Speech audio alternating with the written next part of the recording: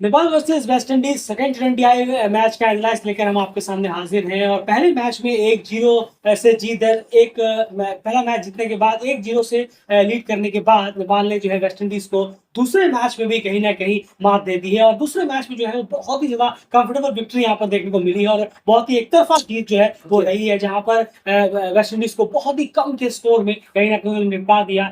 इस बार डिफेंड करते हुए, इस बार भी डिफेंड करते हुए उन्होंने वेस्ट इंडीज से अगर हम बात करें और 2-0 की लीड यहाँ पर वो लेने में कामयाब रहे हैं। तो जानने की कोशिश करते हैं कि आखिर क्या कुछ रीजंस रहे हैं नेपाल के उस मैच को जीतने में कामयाब रहे और क्या क्या चीजें यहाँ पर बेहतर रही है। और एक चीज और देखना चाहे बात करेंगे कि आखिर क्या इस गेम में हमें लगभग सभी डिपार्टमेंट्स में काफी बेहतर परफॉर्मेंस देखने को मिली है या फिर नहीं। पिछले गेम में अगर हम बात करें तो एक ऐसा डिपार्टमेंट था जहां पर थोड़ा और बेटर टीम कर सकती थी, और इस बार देखेंगे कि इस वीडियो में आप जानने की कोशिश करेंगे कि आखिर इस मैच में किस तरह की परफॉर्मेंस हमें ओवरऑल देखने को मिली है नेपाल की तरफ से। शुरुआत सबसे पहले करते हैं। सबसे पहले अगर आप देखें तो एनालिसिस को सबसे पहला रीजन जो रहा नेपाल की जीत का वो हम फिर से दोहराएंगे जो हमने उस पिछले एनालिसिस में कहा था, इस एनालिसिस में भी हमें सबसे पहला रीजन देंगे वो है वेस्ट इंडीज की जो बहुत ही कमजोर स्क्वाड है, वो कहीं ना कहीं बहुत बड़ा रीजन निकला। देखिए पहले मैच के बाद जैसे जैसे मैच बीत रहा है, अब आप दूसरे मैच में आ गए, अब आपका डाउट और क्लियर हो गया होगा कि कितनी ज्यादा वीक और कितनी ज्यादा कमजोर स्क्वाड जो है वेस्ट इंडीज की आई हुई है इस सीरीज में अगर हम बात करें।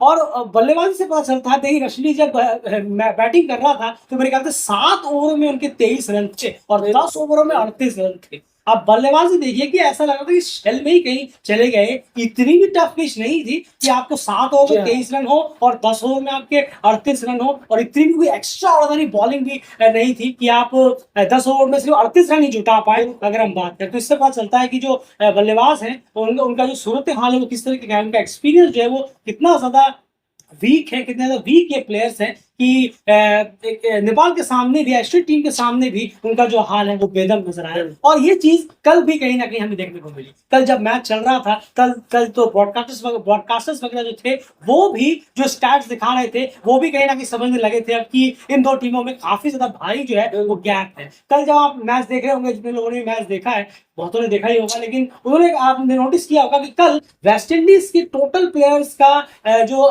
टैली है और नेपाल के जो प्लेयर्स हैं वो उन्होंने जितने मैचेस खेले हैं उसका कंपैरिजन दिखा रहे थे कि देखिए कितना बड़ा गैप है दोनों टीमों के T20 मैचेस खेलने को लेकर। और यही चीज रिलेटेड पहले ही सीरीज शुरू से पहले ही एक वीडियो में आपके सामने प्रेजेंट कर चुका था कि जो स्क्वाड आ रही है ये बहुत ही ज्यादा वीक है वेस्ट इंडीज की। इन्हें आपको हर हाल में हराना है, आपका एक्सक्यूज चलेगा ही नहीं, और ये नेपाल ने बेहतर किया है यहाँ पर। लेकिन सबसे इंपॉर्टेंट चीज है ये नेपाल ने खुद से नहीं मांगा कि आप सीधे स्क्वाड भेजिए, नेपाल को जो वहां पर स्क्वाड वहां पर भेजी गई उन्होंने यहाँ पर मार दिया। ये इंपॉर्टेंट होता है। डेलीकेट ये बहुत सारी वीडियोस में लगातार कह चुके हैं, आप कहते हैं कि ओपोनेंट वीक है, कमजोर है, वगैरह वगैरह वगैरह है, ये बी टीम है, सी टीम है। तो सीधी सीधी बात है, आप उनको इतनी बुरी तरह हराइए कि आप एहसास करा दीजिए कि आप बहुत कमजोर टीम भेजी, कि आप किसी क्लब टीम के खिलाफ खेल रहे हैं। उनके खिलाफ भी अगर आप हार जाएंगे तो फिर आपके पास कहने के लिए नहीं बचेगा कि ये बड़ी कमजोर टीम है वगैरह है। जो भी टीम आती है आप उनको बुरी तरह हराइए, फिर कमजोर आ रही है उन्हें रॉन्ग डालिए, उनको एहसास कराइए कि भैया आप हमसे बहुत कमजोर है, इसे भेजिए वापस, किसी और को भेजिएगा अगली बार। तो ये प्रूव करना जरूरी है, और शुरू के 2 मैचों में ये कम से कम नेपाल ने प्रूव किया है कि हमारी इसमें कोई गलती नहीं है, आपने जो स्क्वाड भेजी है हमने उन्हें पूरी तरह से लॉन दिया है। और भी आगे क्या रीजन है मैच में एंड जानने की कोशिश करते हैं इस आगे एनालिसिस में। शुरुआत करते हैं फीडबैक से। जरूर। 1 से 6 ओवर की बात करें तो नेपाल ने 39 रन बनाए 39 रन 2 विकेट के नुकसान पर। वहीं वेस्ट इंडीज ने 16 रन किए 2 विकेट के नुकसान पर, और बहुत ज्यादा पीछे रह गई वेस्ट इंडीज। शुरू में स्टार्ट होते ही पावर प्ले में 6 ओवरों में, और पहला फेज नेपाल के नाम रहा। 7 से 15 ओवर की बात करें मिडिल ओवर्स की, यहाँ पर नेपाल ने 82 रन किए 1 विकेट के नुकसान पर, बहुत ही अच्छा गया नेपाल के लिए। वहीं वेस्ट इंडीज की बात करें तो 64 रन 64 रन वेस्ट इंडीज ने जोड़े, और 6 विकेट इस दौरान वेस्ट इंडीज ने गंवा दिए। और फिर से ये फेस नेपाल के नाम रहा। बहुत शानदार खेली नेपाल इस फेस में, और चाहे आप बॉलिंग से कहें बैटिंग से कहें, दोनों में ही कमाल का परफॉर्मेंस किया। और डेथ ओवर की बात करें, यानी कि फाइनल ओवर की 16 से 20, यहाँ पर नेपाल ने 52 रन किए 3 विकेट के नुकसान पर। और वहीं वेस्ट इंडीज पूरे ओवर तो खेल भी नहीं पाया, और 17.2 ओवर या 1 ओवर तक इस मैच चला वेस्ट इंडीज के लिए। लेकिन फाइनल ओवर में, डेथ ओवरों में सिर्फ 3 रन और जोड़े वेस्ट इंडीज ने, और 2 विकेट उन्होंने पूरे गंवा दिए, और टीम जो है ऑल आउट हो। बिल्कुल। तो यहाँ पर अगर आप एक चीज इस नोटिस करेंगे, अगर हम देखें डॉट बॉल्स के बारे में। जी हाँ। तो फेस बाय फेस का जो अब जरा डॉट बॉल्स की यहाँ बात कर लेते हैं। फेस बाय फेस में नेपाल ने अपने पहले फेस में 1 से 6 ओवर में 18 डॉट बॉल्स खेली, उसके बाद 19 डॉट बॉल्स खेली मिड फेस में, और उसके बाद 10 डॉट बॉल्स खेली यहाँ पर डेथ फेस में। अगर हम बात करें वही कंपैरिजन तो आप वेस्ट इंडीज देखिए, पहले ही फेस में 174 चेस कर रहे हैं वो, पहले ही फेस में 25 डॉट बॉल, यानी शुरू की 36 गेंदों में 25 तो मेरा डॉट बॉल खेल दी। आपको इससे इंटेंट का अंदाजा लगेगा कि बल्लेबाजों का जो इंटेंट है वो किस तरीके का नजर आया। उसके अगले फेस में उन्होंने 23 डॉट बॉल खेल दी, यहाँ पर जो डॉट बॉल कम थी, लेकिन उसमें मेरे ख्याल से ओवर का मार्जिन भी काफी ज्यादा बढ़ गया। 9 ओवरों में जी ये हाँ। 23 डॉट बॉल्स आई हैं 54 गेंदों में, और लास्ट में लास्ट के पूरे ओवर हुए भी नहीं थे, बिल्कुल। पहले ही पैकअप कर दिया नेपाल ने ये बॉलर्स ने, और 7 डॉट बॉल्स वहां पे रही है। तो शुरुआत के इंटेंट में ही कहना पता चलता है डॉट बॉल्स कंपैरिजन में नेपाल ने काफी बेहतर खेल रहा है नेपाल आप का। नेपाल की जी। डॉट बॉल देखेंगे तो भी 47 है, जी। वो भी उनके ज्यादा है 47। अगर मैं वैसे बात करूंगी स्कोर काफी अच्छा किया, मेक श्योर किया नेपाल के, उनको आगे बात करेंगे, लेकिन डॉट बॉल यहाँ भी नेपाल के लिए ज्यादा है 47। लेकिन उसके बावजूद जो बल्लेबाजों ने बहुत बेहतरीन बल्लेबाजी की उस पर हम जरूर आगे बात करेंगे, पर वेस्ट इंडीज ने जो हद ही कर दी, उससे ज्यादा डॉट बॉलों का जो परसेंटेज रहा है वो वेस्ट इंडीज के लिए जरूर है। बिल्कुल सही कहा आपने, और ऑल आउट हो गए वरना इससे भी ज्यादा होता है। हाँ, अगर पूरे 20 ओवर खेलते तो ये 65 तक या 70 तक जा सकता था, 65-67 तक जा सकता था। अब इसी फेस बाय फेस में एक छोटी सी चीज और आपके सामने प्रेजेंट करते हैं हम। देखिए इसे आप समझिए, जो पिछले मैच में नेपाल की बल्लेबाजी में हमें देखने को नहीं मिला था, हमने ये चीज आपके सामने कही भी थी। इसमें आप फेस बाय फेस में देखेंगे रन रेट जो है वो बढ़ता चला जा रहा है, लेकिन पिछले मैच में हमने देखा था मिड फेस में और डेथ फेस में लगभग सेम ही रन रेट था नेपाल का। अगर हम बात करें यहाँ देखिए शुरू के 6 ओवर में लगभग 40 रन उन्होंने किए, यानी आप कह सकते हैं कि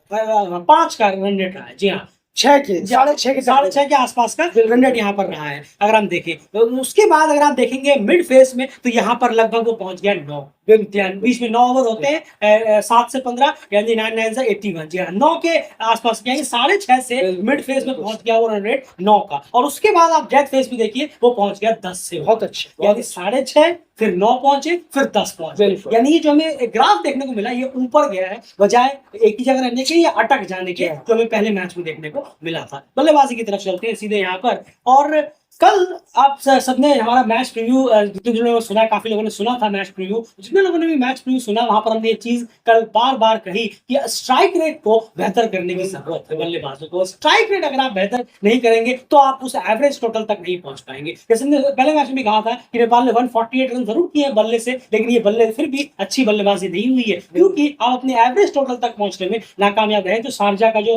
पहली इनिंग में जो एवरेज टोटल है वो कुछ और कहता है, वो कहता है 170 प्लस आपको यहाँ करने होते हैं, लेकिन आपको ऐसे पहुंच ही नहीं सकते जब तक आपकी स्ट्राइक रेट बेटर ना हो। बल्लेबाजों को बेहतर स्ट्राइक रेट से रन करने पड़ेंगे। और आप यहाँ पर देखिए एक ही दिन गुजरा उस मैच में जो हमने चीजें उठाई, यहाँ पर वो चीज वापस से कहीं ना कहीं स्पॉट ऑन सही साबित हुई है। आप इस स्कोर कार्ड को देखेंगे एंड समझाएंगे कि कैसे स्ट्राइक रेट की वजह से टीम जो है 170 पहुंची, वरना 2-3 प्लेयर्स ने मेक श्योर कर दिया था कि फिर से स्कोर लो रह जाएगा। बिल्कुल, और एक चीज मुझे फिर याद आती है जो हमने कही थी मैच प्रीव्यू में, जहां तक मुझे याद है कि ओपनर्स या तो 6-7 ओवर तक जाएं या ओपनर में से कोई एक जना लंबा जाए, 10 ओवर के बाद जाए, ये अच्छी तरह याद है। और वो जरूर मेक श्योर किया आसिफ शेख ने कि ऐसा जरूर हो। और ये बहुत कमेंडेबल इनिंग रही है, खासकर बात करें आसिफ और संदीप जोरा की, जिस तरीके से उन दोनों ने पार्टनरशिप की, 100 रन की, और स्ट्राइक रेट का जो ख्याल रखा है वो बहुत बेहतर रहा है। और जिस तरीके की बैटिंग रही है, फ्लॉलेस बैटिंग रही है दोनों की। लेकिन उसके साथ ही अगर हम देखें कुशल पुर्तैल, रोहित पड़ैल जैसे जो बल्लेबाज हैं वो फिर से स्ट्रगल जरूर करते हुए नजर आए हैं। फिर अपना विकेट कुशल पुर्तैल का लगातार दूसरा फ्लॉप है, वो काफी लंबे वक्त से बिल्कुल टच में बिल्कुल कहीं से भी नहीं है अगर हम देखें रन्स में। और रोहित पड़ैल फिर से एक और फेलियर इनिंग उनके लिए आई जरूर, पर उसके बाद इन दोनों बल्लेबाज और कुशल मल्ला जरूर रन आउट हुए और जल्दी रन आउट हो गए। अगर वो होते तो शायद थोड़ा और संदीप थोड़ा लेट आते और ज्यादा स्कोर हम देख सकते थे, लेकिन खैर ये मैच का हिस्सा है, वो रन आउट हुए। उसके बाद संदीप जोरा और आसिफ शेख ने जो इनिंग खेली है वो लाजवाब इनिंग थी, बहुत ही 100 रन की साझेदारी हुई, और स्ट्राइक रेट जो रहा, शॉट्स रहे, वो बहुत बेहतरीन बल्लेबाजी इन दोनों ने बिल्कुल सही कहा आपने। स्ट्राइक रेट सबसे इंपॉर्टेंट रहा है। देखिए आसिफ शेख का जो स्ट्राइक रेट है वो 145 का रहा और संदीप जोरा का स्ट्राइक रेट है वो 161 का रहा। और जो नीचे आकर आदिल आलम ने रन किए वो भी 220 के स्ट्राइक रेट से 5 गेंदों में 11 रन। बहुत इंपॉर्टेंट है इन्हीं तीन प्लेयर के स्ट्राइक रेट इतने बेहतर हैं और टीम 170 तक पहुंचने में कामयाब रही। स्ट्राइक रेट पर बहुत जरूरी है कि बल्लेबाज जो है काम करे। अब आपको जैसे कल मैच में कहा, अब आपको घिसे पिटे पुराने स्टाइल के हिसाब से बल्लेबाजी नहीं कर सकते और आप पहले बैटिंग कर रहे हैं शारजा में तो आपके पास वो ऑप्शन भी खत्म हो जाता है। आपको बहुत अच्छी मौका होता है कि आप 170 180 तक पहुंचे और टीम ने मेक श्योर किया कि 170 पार वो इस बार हर हाल में करे और एवरेज टोटल को टच करे। 145 का स्ट्राइक आसिफ का और संदीप जोरा का 162 का और फाइनली आसिफ के बल्ले से रन निकले, अच्छे शॉट्स उन्होंने लगाए, कुछ बेहतरीन। और सबसे इंपॉर्टेंट चीज थी, जब दोनों पार्टनरशिप कर रहे थे तो एक चीज उन्होंने मेक श्योर की कि हर 5-6 गेंदों बाद बाउंड्रीज लगातार आते, कभी चौका कभी छक्का डबल, ये उन्होंने मेक श्योर किया कि लगातार। इससे उनका स्ट्राइक रेट भी मेंटेन रहा और टीम का रन रेट भी काफी बेहतर था, जो हमने आपको फेस बाय फेस में समझाया। तो ये इंपॉर्टेंट था। और सर एक और चीज यहाँ पर ऐड करना भूल गए, वो है कि टॉस जीतकर पहले बल्लेबाजी ली। ये भी एक बहुत बड़ा रीजन बना नेपाल की जीत का, जिसे हमने पहले भी कहा था। शारजा में अगर आप हैं तो आप बेहतर है कि आप पहले बल्लेबाजी लीजिए टॉस जीतकर। वो एक ब्लंडर वेस्टइंडीज ने पहले मैच में किया था। पहला मैच डेफिनेटली वेस्टइंडीज जीत सकता था अगर वो टॉस जीतकर बल्लेबाजी यहाँ पर करते, और यहाँ आज तो मौका ही नहीं था उनके पास। आज नेपाल ने ही ये बाजी मार दी। बॉलिंग कार्ड्स की बात करते हैं, वेस्टइंडीज के बॉलिंग नंबर्स क्या कुछ? बिल्कुल, और अगर हम देखें तो 7 बॉलरों का इस्तेमाल किया है वेस्ट इंडीज ने, वही दर्शाता है कि उनके पास कितनी प्लान की कमी थी और क्या बल्लेबाजी हो रही थी नेपाल के सामने कि उनके बॉलर्स नाकाम साबित हुए पूरी तरीके से। जेडिया ब्रेड्स ने अच्छा स्पेल डाला, 27 रन 1 विकेट। आकिल हुसैन ने वापस से जो परफॉर्म है वो वापस से बहुत अच्छा किया, 21 रन देकर 2 विकेट। लेकिन उसके अलावा कोई भी बॉलर फ्लोलेस जो इकोनॉमिकल रहे और विकेट निकाल कर दे, ये नहीं हो पाया। बस ये 2 ही बॉलर ने जो है अपनी तरफ से पूरी कोशिश की, लेकिन अदर बॉलर्स का जो एक परफॉर्मेंस रहा है वो बहुत ज्यादा खराब रहा है, बहुत ज्यादा पुअर बॉलिंग रही है वेस्ट इंडीज की तरफ से। और जो बल्लेबाजी रही दोनों बल्लेबाजों की, खास करके कुशल माफ कीजिएगा संदीप और संदीप की बहुत बहुत कमेंडेबल बैटिंग रही है दोनों की, और जिसका जवाब वेस्ट इंडीज के इन बॉलरों के पास तो बिल्कुल सही कहा आपने। और एक बहुत बड़ी जीत है इस बॉलिंग कार्ड में। आप देखेंगे जैसन होल्डर जिन्होंने बेहतरीन गेंदबाजी कराई थी पिछले मैच में, 4 विकेट निकाले थे, इस बार उन्हें विकेटलेस रहना पड़ा और ये एक बहुत अच्छी जीत है। ये छोटी छोटी चीजें आपको नोटिस करनी पड़ेगी। नवीन बैदसी जिन्होंने पिछले मैच में 3 विकेट निकाले थे, इस बार वो भी विकेटलेस रहे और इन दोनों ने इस बार मिलाकर 7 ओवर डाले और लगभग 67 रन दे डाले, कोई विकेट नहीं मिला। ये बहुत बड़ी जीत नेपाल के बल्लेबाजों को, खास करके संदीप और आसिफ, इन दोनों को ही जाएगा। ओवरऑल बैटिंग बाकी सबने अच्छा फॉर्म से तो नहीं किया, कुशल मल्ल अनफॉर्चुनेटली रैंक हो गए। चलिए अब बात करते हैं चेसिंग सीक्वेंस की। अगर हम बात करें यहाँ पर डेफिनेटली आपको सरदर्द, जिस तरीके की बल्लेबाजी शुरू से ही देखने को मिली, पहले ओवर से दूसरे, ऐसा लग रहा था कि शायद 2 तारीख हो गई है और इंडिया वर्सेस वेस्ट इंडीज जो है वो टेस्ट सीरीज शुरू, जहां पर वो अभी से टेस्ट कर रहे हैं। आप देखिएगा अभी जो India versus West Indies test series होगी, 10 ओवरों में 38 रन भी बहुत ज्यादा बोल दिए, 20 25 22 रन होंगे और 2-3 विकेट ना भी हो तो 20 रन 22 रन होंगे 10-10 15-15 ओवरों पे, जब वो टेस्ट खेलने के लिए यहाँ पर करेंगे। यही सूरत हाल था जब मैच कल हम देख रहे थे, तो इतना ज्यादा सरदर्द हो रहा था शुरू में। यही हम सोच रहे थे भैया ये पावर प्ले ही है ना और आप वेस्ट इंडीज टीम ही है ना, भले कितने खराब खेल रहे हो और ऐसी भी आंख नहीं बोल रही है बॉलिंग में कि आप 10 ओवरों में 30-35 बनाएंगे। इतना खराब बल्लेबाजी यहाँ पर देखने को मिली। इतनी खराब तो नेपाल की नहीं रही पहले मैच में। बिल्कुल यार, नेपाल ने पहले मैच में 6 ओवर में 34 कर दिए थे, जबकि वो टीम 148 पहुंची। आज इस बार उन्होंने 6 ओवर में 40 कर दिए। नेपाल ने 6 ओवर में 40 किए इसमें, और पहले में किए थे उन्होंने 34, और आपका 10 ओवर में जाकर 30-35 रन स्कोर हो रहे हैं। यही से पता चलता है आपको कि इन बल्लेबाजों का हाल जो है वो कितना बेदम रहा है। एक तो इनके पास खुद के पास ही एक्सपीरियंस नहीं है, बहुत कमजोर ये बल्लेबाज है, ऊपर से इनकी शारजा में आ गई सेकंड बैटिंग, ऊपर से नेपाल की जो बॉलिंग है उन्होंने काफी टाइट ये मामला रखा। आगे बात करेंगे। जी हाँ, ओवर टू बल्लेबाज। नहीं, जरूर मैं एक चीज जरूर बोलना चाहूंगा कि वेस्ट इंडीज की जो सिलेक्शन है और बोर्ड मेंबर्स है, वापस से ये मैं दोहराऊंगा जरूर कि आपने बहुत ही ज्यादा घटिया काम किया है। आप फुल मेंबर होने का लिबर्टी ले रहे हैं, आप लकी है बहुत कि आईसीसी में ऐसा कोई रूल नहीं है कि फुल मेंबर का स्टेटस वापस लिया जा सके 8 साल के अंदर। अगर ऐसा कोई रूल होता खैर तो आपका और एक दो टीमों का और फुल मेंबरों से पत्ता कट चुका होता है। इतना वाहियात क्रिकेट आप खेल रहे हैं और आपके जो मेन प्लेयर होते हैं वो भी फुल मेंबर के अगेंस्ट एकदम गिरा हुआ क्रिकेट और सड़ा हुआ क्रिकेट खेल रहे हैं अगर हम देखें। और लेकिन उसी में आपने यहाँ पर इन प्लेयरों को भेजा है जिनका कोई एक्सपीरियंस ही नहीं है। ये बहुत ही बेतुका लगता है, बहुत बकवास सी चीज लगती है कि आप बहुत लाइटली ले रहे हैं इस चीज को। 2-3-4 प्लेयर आराम से यहाँ हो सकते थे वापस से, मैं यही कहूंगा। बहुत ही खराब डिसीजन रहा है वेस्ट इंडीज का।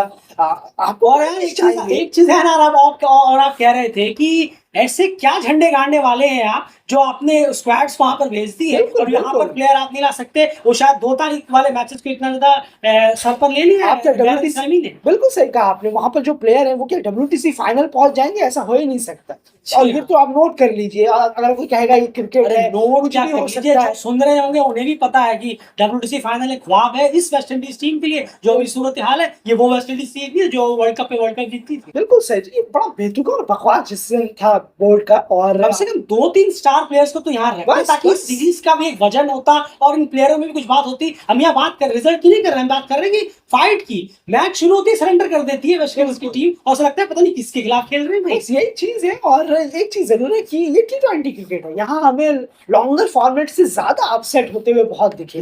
टीमों ने एसोसिएट में कई बार T20 क्रिकेट में हराया हुआ है फुल मेंबर्स को, बजाय लॉन्गर फॉर्मेट की। उसका रेशियो कम है, T20 में ज्यादा रेशियो है हराने का, उसको भी ध्यान में रखना चाहिए था। लेकिन जब आईसीसी में रूल ही नहीं है तो लिबर्टी का फायदा सभी उठाते, वरना रूल होता तो यहाँ वेस्ट इंडीज की पूरी टीम आ रही होती और हारने से बच रहे होते। लेकिन बकवास रूल्स होते हैं आईसीसी के, वो सभी जानते हैं। खैर अब जरा इस पर आ जाए तो ये चीज जरूर है वेस्ट इंडीज के लिए कि आइंदा जरूर ध्यान रखें, वरना बहुत ही बकवास लगता है। 2-3 प्लेयर यहाँ होते, T20 वर्ल्ड कप आ रहा है, उन्हें भी एक्सपीरियंस की जरूरत होती, उन्हें भी मैचेस मिलते हैं यहाँ पर। और जरूर है कि वेस्ट इंडीज जीतने के रेस में कहीं से भी नहीं है, वर्ल्ड कप दूर दूर तक नहीं है। वेस्ट इंडीज के तो प्लेइंग 15 इकट्ठा करने में बहुत टाइम लगेगा। खैर अभी वो तो खैर अलग ही इशू रहता है, उनके साथ लीग खेले या देश के लिए खेले। तो खैर अभी अगर हम इस पर आ जाए कि 83 पर जो वेस्ट इंडीज ऑल आउट हुई है, तो अगर हम देखें तो फिर से कुछ नहीं है बैटिंग कार्ड में। बैटिंग कार्ड आप ऑलरेडी देख रहे हैं, एक ही इनिंग है 140 की स्ट्राइक रेट से, वो है 15 गेंदों में 21 रन जैसन होल्डर। और उन्हीं की वजह से टीम जो है 83 तक पहुंची, वरना अंडर 50 डेफिनेटली ये टीम ऑल आउट होती। कल अंडर 50-60 के अंदर टीम ऑल आउट होती। इतना खराब बल्लेबाजी जो है वेस्ट इंडीज की हमें कल के मैच में देखने को यहाँ पर मिली है। लास्ट जो 3-4 मिनट आपने सुने हैं अभी वेस्ट इंडीज के बारे में, ये वेस्ट इंडीज के पर्सपेक्टिव से आपके सामने रखा है। ये जो एसोसिएट के पर्सपेक्टिव से मत सोचिए, ये वेस्ट इंडीज का एनालाइज हम कर रहे थे। एक वेस्ट इंडीज फैन इस मैच को देखने के बाद, ये इस बल्लेबाजी को देखने के बाद क्या सोच रहा होगा, वो हमने आपके सामने रखा। As a West Indies perspective रखा है, एज एसोसिएट पर्सपेक्टिव नहीं। ये as a West Indies perspective, as a West Indies होने के नाते वो ये सोच रहे होंगे ये हमने क्या टीम भेजी है कि इतनी बुरी हाल है और हमारे पास क्या इतने भी अच्छे प्लेयर नहीं है हमारे गोडाउन में कि कम से कम मैच को फाइट दे सके। जीतना तो बहुत दूर की बात है। वेस्ट इंडीज के सोच कर वो प्लेयर आखिर कर क्या रहे हैं? वो प्लेयर जिनको आपने रेस्ट के नाम पर बैठा रखा है, लीग खेल रहे थे तो आपने उन्हें रेस्ट दे दिया। क्या बकवास सा एक स्टेटमेंट होगा। वरना वो प्लेयर कर क्या रहे हैं? रोमन पॉवेल, हेटमायर, रदरफोर्ड, आपके शेफर्ड, ये लोग कर क्या रहे हैं? बुदाकेश मोती भी है, रेस्टिंग तो कर रहे हैं, लीग खेल कर आए थे। तो मेरे ख्याल से टेस्ट सीरीज में भी नहीं है, बिल्कुल नहीं है, वो भी नहीं है। तो अजीब है, क्या बकवास और थर्ड क्लास डिसीजन है वेस्ट इंडीज बोर्ड का। और कि भेज दो किसी को ही भेज दो, एसोसिएट ही तो है, भेज दो, जाओ खेलो जाके, जो होगा भाड़ में जाए, हमें कोई मतलब नहीं। हम फुल मेंबर है, पैसा भी आ रहा है, लिबर्टी भी हमें पूरी मिल रही है। बिल्कुल सही कहा, यही उनके माइंड में कहीं ना कहीं चला और भेज दिया। तो डेफिनेटली चलिए जो भी भेजा है यहाँ पर, लेकिन नेपाल को ये मेक श्योर करना था ये उनको बिल्कुल सही कहा आपने, उन्हें ये एहसास कराना था आपको कि दोबारा ये स्क्वाड मत दीजिएगा, इससे ज्यादा फसीयत हम नहीं करेंगे। तो ये इंपॉर्टेंट होगा।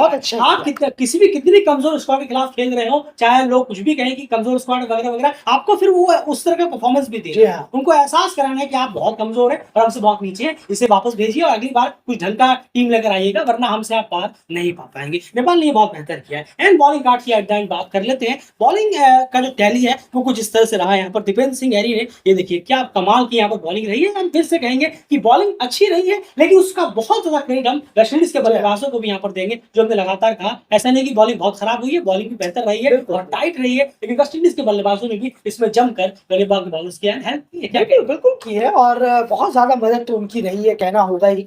बेफिजूल का वो पूरा एक शेल में जा रहे थे। जी, आप देखिए 2 ओवर में 3 रन करण के सी दीपेंद्र सिंह हैरी के 3 ओवर में ये तो मलेशिया और कतर जैसी टीमों के खिलाफ खेलते हुए भी ये स्पेल नहीं आते। हाँ, सोच कर देखिए। तो ऐसा नहीं है, ये थोड़ा सा वेस्ट इंडीज के बल्लेबाजों पर क्वेश्चन मार्क उठता है।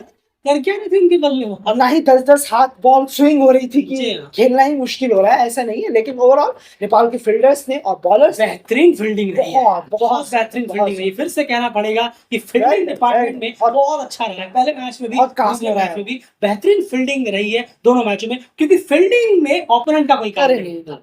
अगर आप ऑस्ट्रेलिया के खिलाफ या इंडिया के खिलाफ भी मैच खेल रहे हैं और आप ये नहीं कह सकते कि अरे उनकी फील्डिंग हमारी फील्डिंग में बहुत फर्क है, नहीं।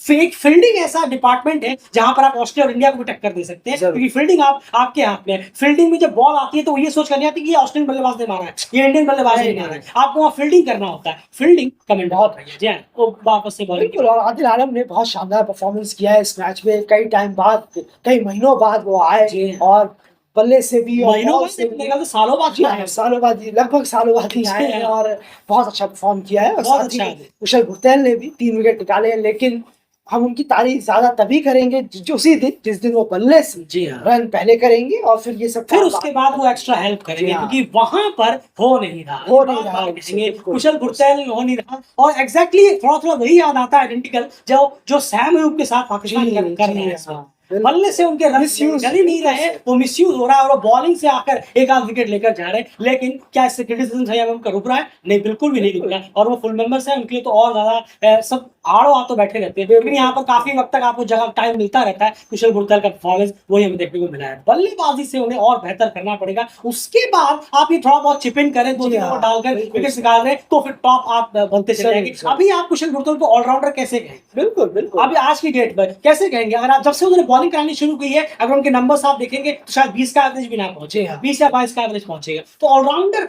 जो है, अगर आपको बनना है तो आपको दोनों सेक्शंस को बैलेंस करके चलना पड़ेगा। लेकिन जब से उन्होंने बॉलिंग शुरू की है, इनकी बल्लेबाजी काफी खराब हो गई है। बिल्कुल सही कहा आपने। तो ये चीज जरूर है, उनको ध्यान रखने की जरूरत है कि मेरा काम क्या है और क्या नहीं है। और लेकिन फील्डिंग उन्होंने बहुत अच्छी की, जबरदस्त फील्डिंग कैच की है उन्होंने, वो जबरदस्त कैच रही। गुलशन जाका भी जबरदस्त कैच था, बाउंड्री शायद जैसन ऑर्डर का था। बिल्कुल सही कहा आपने। तो बहुत शानदार फील्डिंग रही है। फील्डिंग का फिर से एक कंट्रीब्यूशन रहा, जो बॉलर्स ने कमेंडेबल परफॉर्म किया है। और फिर से वही वेस्ट इंडीज के इनएक्सपीरियंस लाइनअप, वेस्ट इंडीज से पूरी जो सर्किट चल रही है इस वक्त, वो कोई इंडिया ऑस्ट्रेलिया नहीं है जो अपनी सी साइड भेज देंगे तो भी वो फाइट देगी या लड़ेगी। नहीं, ये आपने बिल्कुल सही कहा है। ये बहुत इंपॉर्टेंट है। आप इतनी स्ट्रॉन्ग टीम नहीं है कि आप अपनी बीसी टीम भेज देंगे और वो भी जाकर ऑस्ट्रेलिया को हरा देगी और नेपाल को खास करके हरा देगी। नेपाल जो है काफी बेहतर करती है T20 में, अगर हम बात करें तो ये बहुत इंपॉर्टेंट चीज है। आपके पास वो लिबर्टी नहीं है कि बी या सी टीम भेज दे तो हरा देगी। वेस्ट इंडीज की मेन टीम होती तो पूरी की पूरी टीम होती तो भी नेपाल उन्हें पूरा दमखम रखता। इसमें बात की गारंटी लगा बिल्कुल लेता है। लेकिन जो आप ये सोच रहे हैं कि हम बीसी टीम भेज दे तो हो जाएगा काम, वो हेल्प करने का आते हैं उसके नाते वो आप एफसी के पर्सपेक्टिव से, वेस्ट इंडीज के पर्सपेक्टिव से आपने नाक कटा दी है अपने फैंस की और अपने इस कंट्री के टीम की। अगर बात करें, जी आप कुछ कंक्लूड कर रहे थे? बिल्कुल। और इस कप का नाम बहुत अच्छा रखा है, यूनिटी कप, जो कि प्लेयरों में ये बहुत देखने को मिला है।